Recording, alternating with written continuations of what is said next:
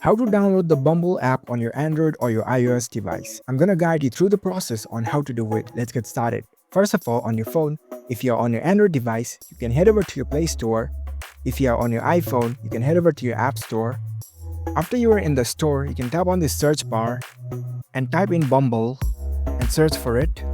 You will see the Bumble app appear in the search result. It will have this yellow kind of logo like this.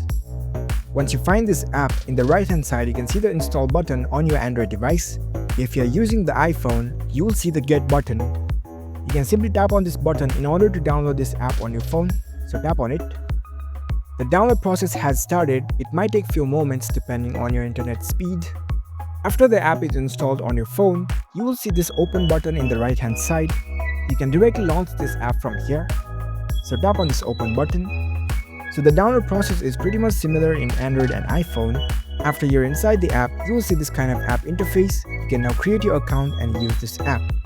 If you found this video helpful, don't forget to give this video a thumbs up and subscribe to our channel for more tech tips. Thank you for watching.